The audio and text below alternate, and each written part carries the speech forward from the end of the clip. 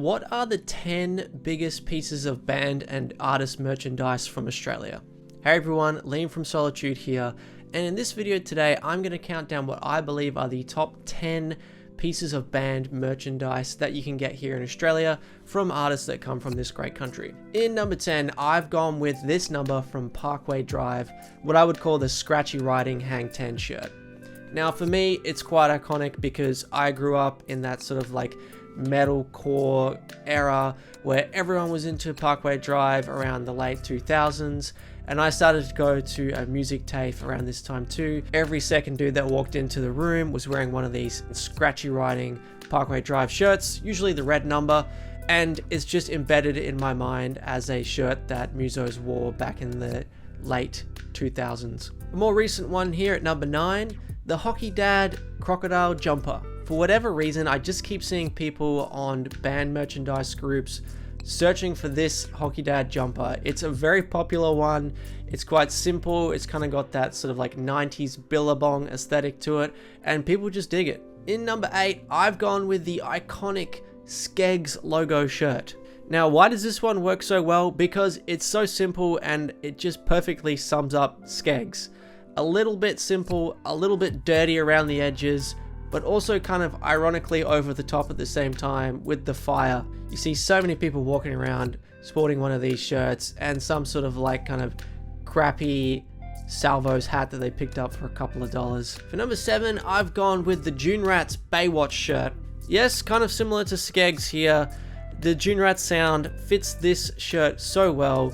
Kind of simple, kind of crappy, but at the same time, very nice. The other thing that's cool about this one as well is that it obviously rips off the Baywatch logo, and I think that's beginning to be a very popular thing in the band merchandise circles, is to take inspiration from an already famous logo and put your band name in it. Now at number 6, I've gone with something that's not going to be worn on your body this time, but your head, and that is the Smith Street Band footy beanie. It essentially brought back the footy beanie from the dead. I personally feel like around the mid-2000s, no one wanted to wear bobble-headed beanies. They seemed very uncool. Everyone wanted to wear like the kind of like nothing on top beanies with like maybe just like black or grey. But when the Smith Street Band brought them back in the mid-2010s, everyone wanted to get one of these and wear them to their favourite footy games or just around local pubs and clubs where there was some Australiana music happening. Now, at number 5, I'm going back a bit for a classic, and I'm going to something a little bit non-specific, but anything that's the Cold Chisel red logo. Now, we see these ones around from those kind of older 40, 50-year-old dudes who are into their pub rock scene in the 80s here in Australia, and we kind of see variations of this one, and it's, you know, almost popping up at Kmart these days, but that iconic Cold Chisel red logo across the chest, sometimes with the band in the front as well. For number 4, I've gone with a similar one, and it's the INXS red star logo too. Another one that you'll probably see popping up at Kmart these days. Once again, has a lot of variations, but something specifically with that INXS iconic logo with the star in it. I think that it was used around like the kind of Kick era, but you know, so many of those 40 to 50 to 60-year-old dudes from the pub rock scene in the 80s and 70s will love to wear this one. Okay, number 3, I'm taking it back to the more recent times, and in my opinion, this has to be the most iconic piece of band merchandise from the last 15 years or so, and that is the Violent Soho Blazing Skull. Yes, the Violent Soho Blazing Skull shirt that you will find pretty much every 18 to 25-year-old man wearing at a music festival over the past 10 years. I know what was so good about this shirt in particular.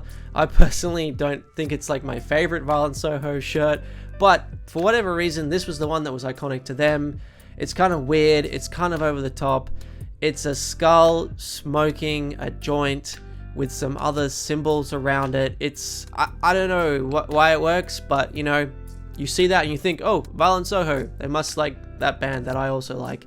And so many people wore this number. Okay, number 2, we're going back to the 80s again, the pub rock scene, and it's the Midnight Oil Yellow Hand logo. Yes, you'll find this one on shirts all over the place from that demographic of those 80s pub rock guys again.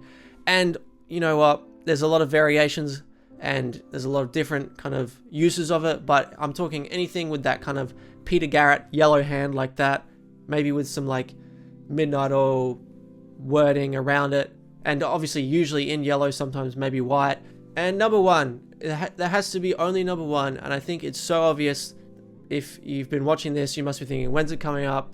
But it's the ACDC red logo shirt that you pretty much see every second man walking around Australia wearing.